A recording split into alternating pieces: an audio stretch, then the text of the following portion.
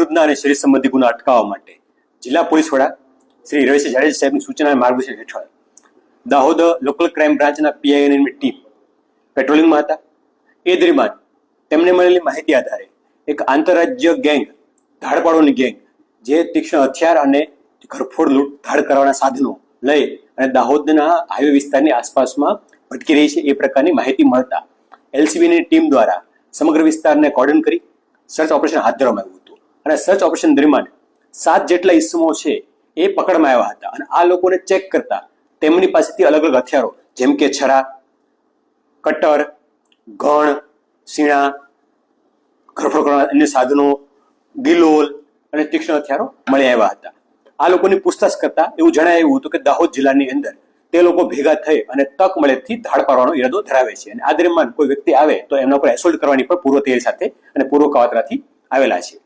આ લોકોની પ્રાથમિક તપાસમાં એવું જણાયું છે કે આ જે 7 ઇસમો છે એ 7 ઇસમો ખૂબ જ મોટો ગુનો ઇતિહાસ ધરાવે છે. એ સાથે ઇસમોના જો ઓફેન્સની ગણતરી કરીએ તો ટોટલ 71 ગુના થાય છે કે જે અલગ અલગ રાજ્ય ગુજરાત, મધ્યપ્રદેશ, રાજસ્થાન, ઉત્તર પ્રદેશ અને પંજાબ રાજ્યમાં ગુનાઓ આચરેલા છે.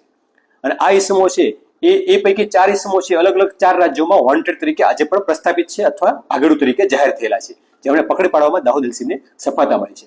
આ તમામ લોકો છે એ મધ્યપ્રદેશના ગુના જિલ્લાના બણભોરી તાલુકાના બિલાખેડી ગામના છે.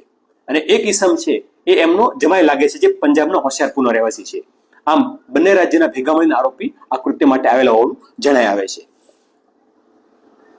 આ ઇસમો દ્વારા પ્રાથમિક તપાસમાં એવું પણ જાણવા મળ્યું છે કે અલગ અલગ જગ્યાએ રેકી પણ કરી હતી અને રેકી દરમિયાન ખૂબ જ મોટી માત્રામાં ધાડ કે લૂંટ કરવાનો ઈરાદો તેઓ ધરાવતા હતા. અને આ ગુનાહિત ટોળકી કે જે ધાડ પર ઈરાદા આવી હતી તેમને પકડીને ખૂબ મોટો બનાવ અટકાવવામાં તથા વિવિધ રાજ્યોમાં વોન્ટેડ આરોપીને પકડી પાડવામાં દાહોદ એલસીબીને ખૂબ જ મોટી સફળતા મળી છે અને ક્રાઇમ અટકાવવામાં એક સફળતા મળી છે. સર, આમની એમો શું છે? આ લોકોની એમો એ પ્રકારની છે કે એ અલગ અલગ જગ્યાએ રેકી કરતા હતા, અલગ અલગ વેશમાં જઈને, અલગ અલગ વેપારના માધ્યમથી જઈને, અને જ્યાં તેઓને લાગે કે મોટો માલ મથ્થો મળે એમ છે તો એ જગ્યાએ રાત્રિના સમયે અથવા દિવસના સમયે પોતાના હથિયાર સાથે જવાનું અને જો કોઈ વ્યક્તિ પ્રતિકાર કરે તો એમના પર એસોલ્ટ કરવાની ટેવ ધરાવે છે અને આ પ્રકારનો ગુનાને અંજામ આપે છે. એમની હિસ્ટ્રી જોવામાં આવે તો એમના પર ચોરી, ઘરફોડ, લૂંટ, મર્ડર અને એક્સ્ટોર્શન સહિતના વિવિધ ગુનાઓ દાખલ થયેલા છે અને ખૂબ જ ગંભીર પ્રકારના ગુનાની માનસિકતા ધરાવતી આ ગેંગ જણાવેલી છે.